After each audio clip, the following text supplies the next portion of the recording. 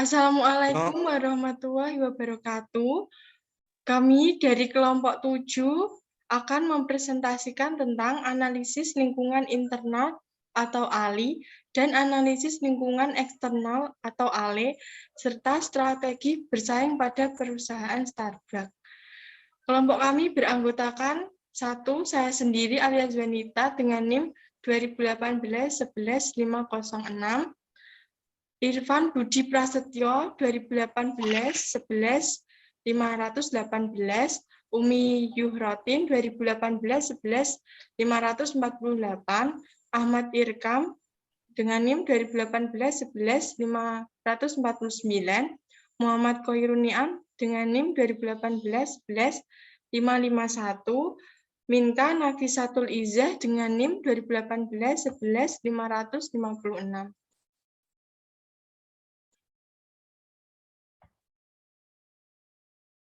Sejarah dan profil perusahaan.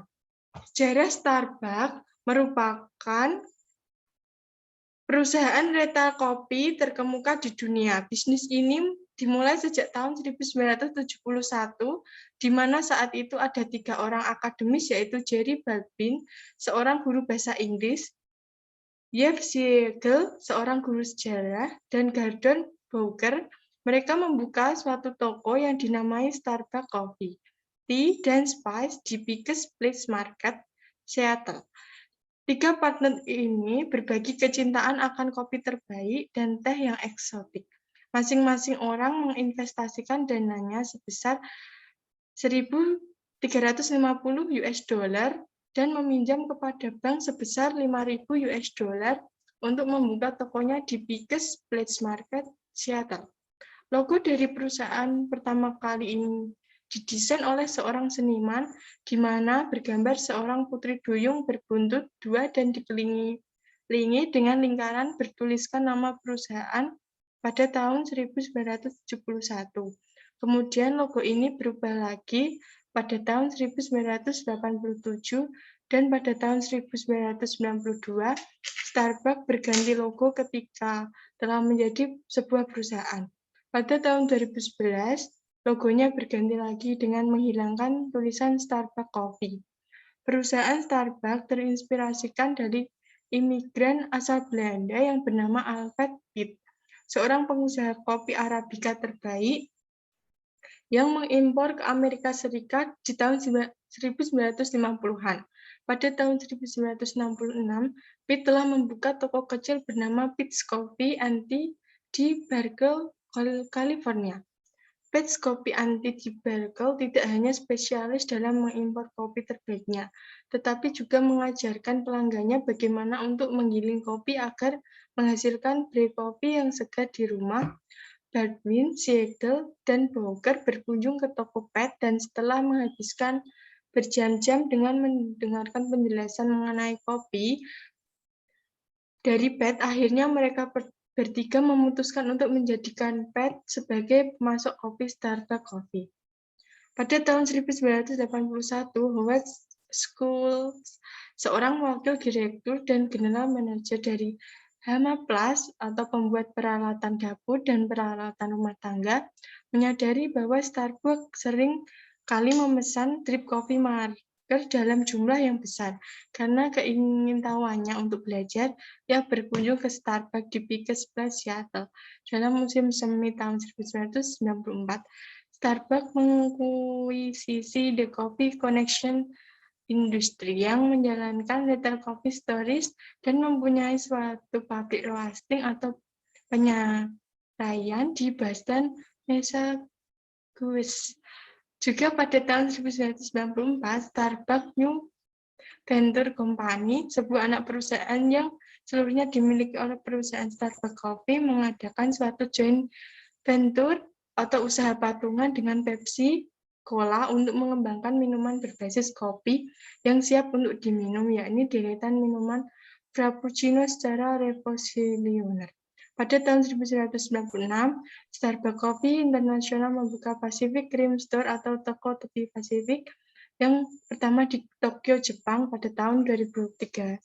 Starbucks mempunyai lebih dari 30 pasar internasional dan tetap berkembang dengan cepat, khususnya di tepi Pasifik dan Eropa.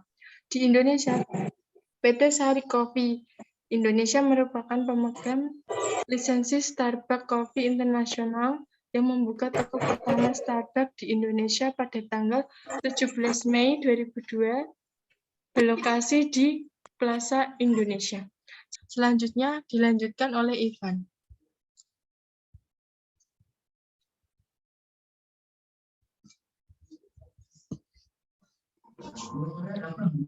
Profil Starbucks. Pada akhir Maret 2008, Starbucks telah memiliki 16.226 kedai. 11.434 diantaranya berada di Amerika Serikat dengan pembukaan sekitar 5 gerai per hari di seluruh dunia. Starbucks sedang menjadi salah satu merek yang paling dikenal di dunia. Dalam satu minggu, di Oktober 2011, Starbucks membuka gerai-gerai baru di Bahrain, Cina, Jerman, Jepang, Filipina, Saudi Arabia, Taiwan, Inggris, dan Dubai. Sukses Starbucks sebagian besar dicapai melalui pengiklanan dari mulut ke mulut, dan hal ini membuat namanya menjadi kata yang populer. Pada tahun 2004, Starbucks meraih catatan 1.344 toko di seluruh dunia. Sejarah Starbucks menunjukkan bagaimana sebuah toko kopi regional berskala kecil, penjual biji kopi, menjadi sebuah perusahaan internasional dengan lebih dari 9.000 lokasi di 34 negara yang melayani 20 juta pelanggan lebih dalam waktu seminggu. Di Indonesia, pemegang lisensi Starbucks Coffee International adalah PT Sari Coffee Indonesia, yang merupakan anak perusahaan PT Mitra Adi Perkasa Tbk. Gerai Starbucks pertama dibuka di Plaza Indonesia, Jakarta, 17 Mei 2002. Next.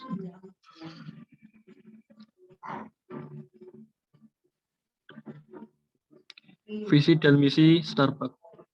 Visi: membangun nilai dasar perusahaan sebagai perusahaan yang hanya menggunakan bahan dan menghasilkan yang terbaik.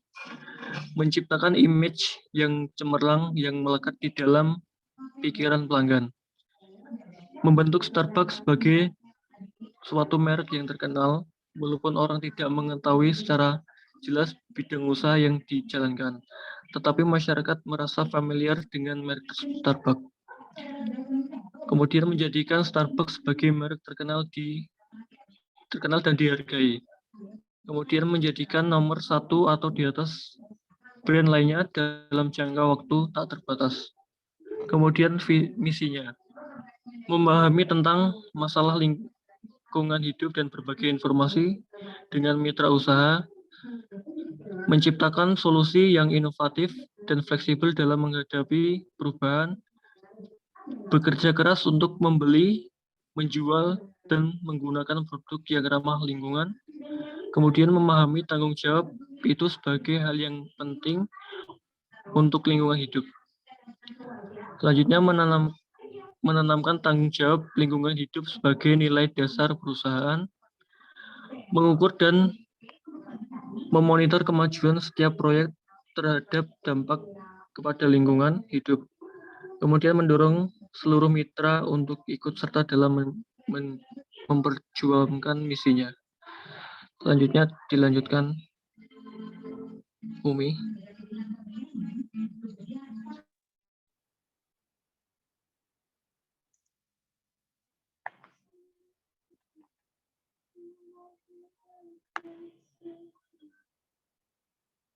Analisis lingkungan eksternal.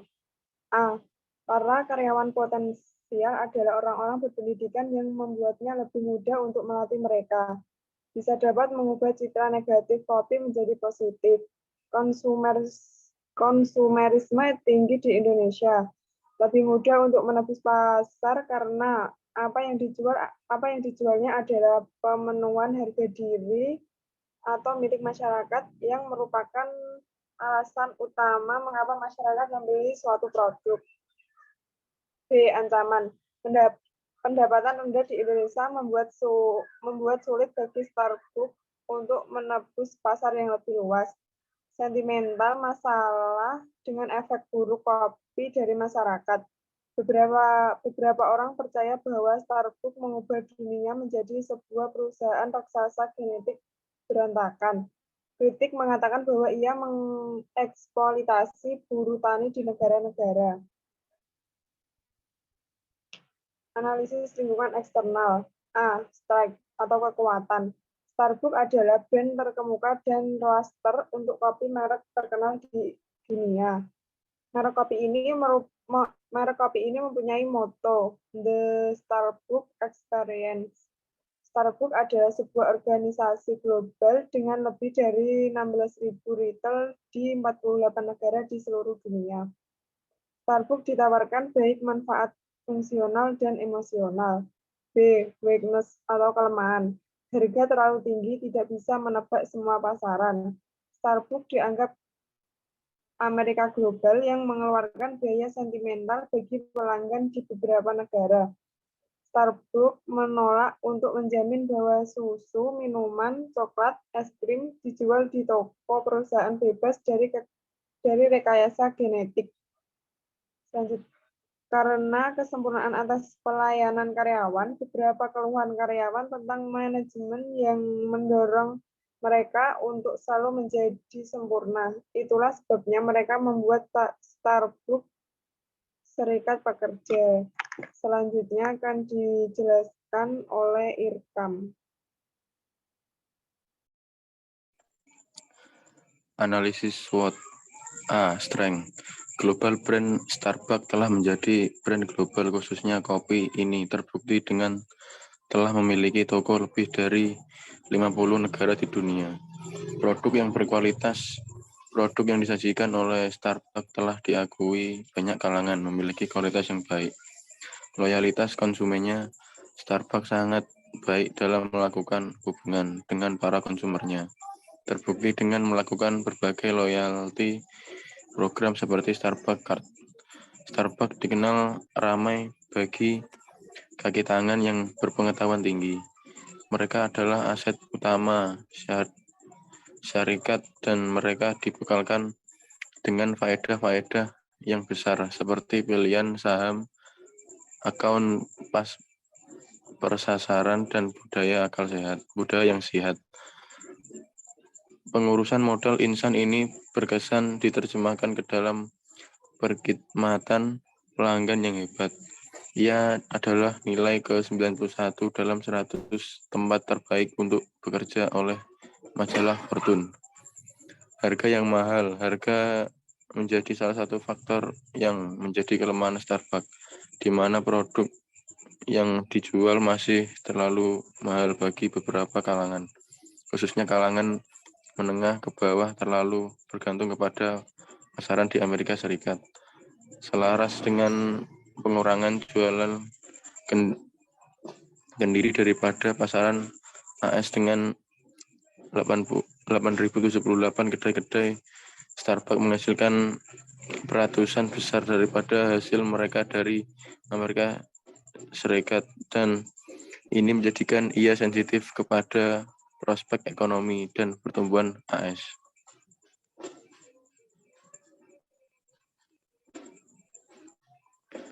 B. Weakness.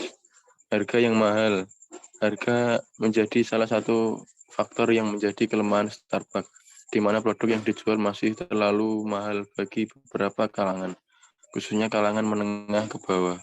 Terlalu bergantung kepada pasaran di Amerika Serikat, selaras dengan pengurangan jualan kendiri daripada pasaran AS dengan 78 kedai-kedai. Starbucks menghasilkan peratusan besar daripada hasil mereka dari Amerika Serikat dan menjadikan ia sensitif kepada prospek ekonomi dan pertumbuhan AS.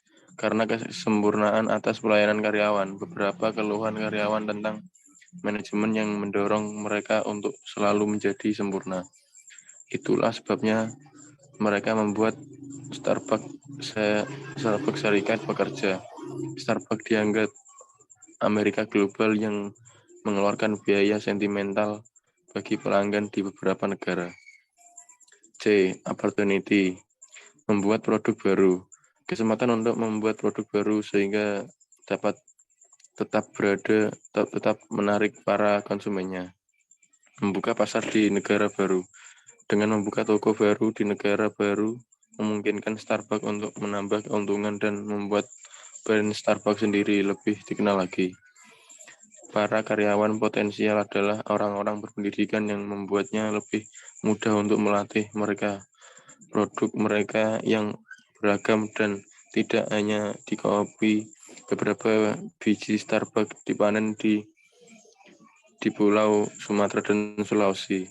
Starbucks membeli kacang berkualitas tinggi di pulau ini karena untuk membantu para petani menghidupi keluarganya dan berinvestasi secara berkelanjutan. Tingginya tingkat pertumbuhan ekonomi dan pasar, terutama perkotaan, memudahkan Starbucks memperluas bisnis mereka. Selanjutnya akan dilanjutkan oleh Niam.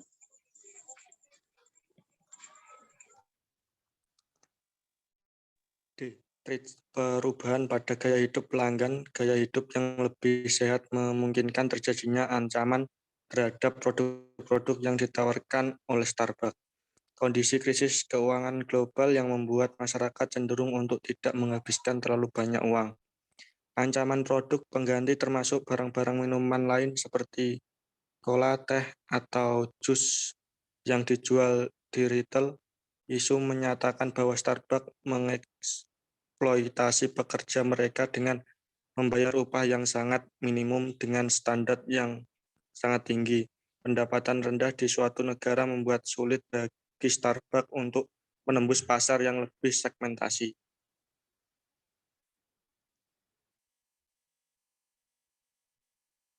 Analisis implementasi strategi.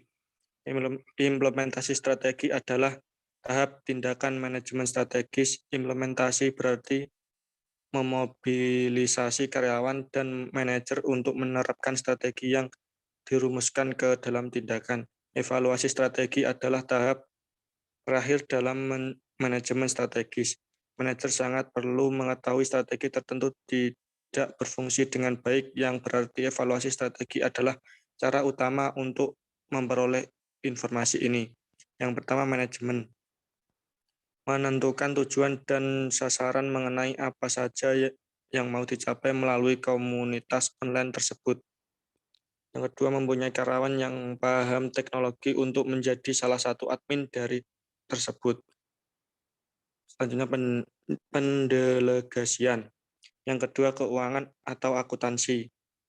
Membuat anggaran modal yang dibutuhkan, memonitor beberapa besar pertumbuhan penjualan yang dibutuhkan dan laba yang dihasilkan setelah mengimplementasikan. Yang ketiga, pemasaran. Menjadikan komunitas online Starbucks sebagai media untuk mengembangkan profil konsumen dan melakukan customer analysis. Mengiklankan produk Starbucks, baik makanan, minuman, maupun merchandise. Mengkomunikasikan berbagai promo yang menarik. Selanjutnya akan dipresentasikan oleh Minka.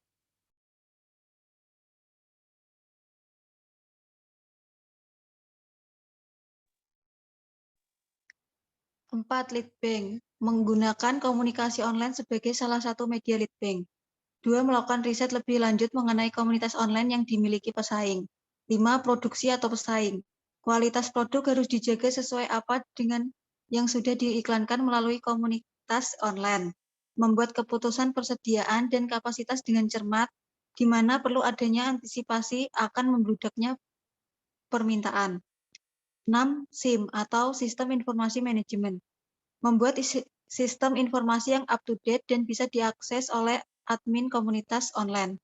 Secara rutin mengupdate konsumen yang berhasil disaring dari komunitas.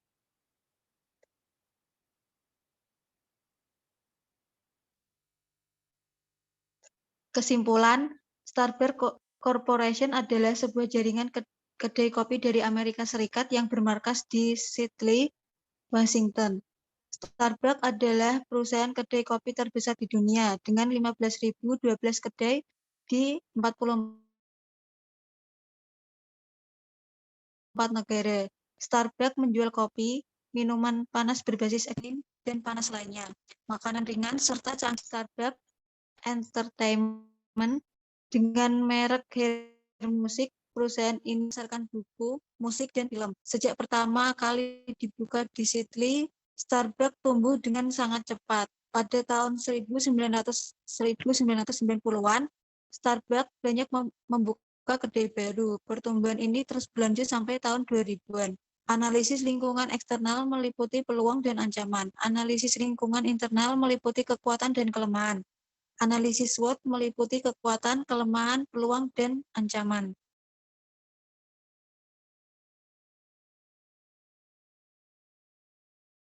Sekian presentasi dari kelompok kami. Apabila ada kesalahan, mohon maaf. Wassalamualaikum warahmatullahi wabarakatuh.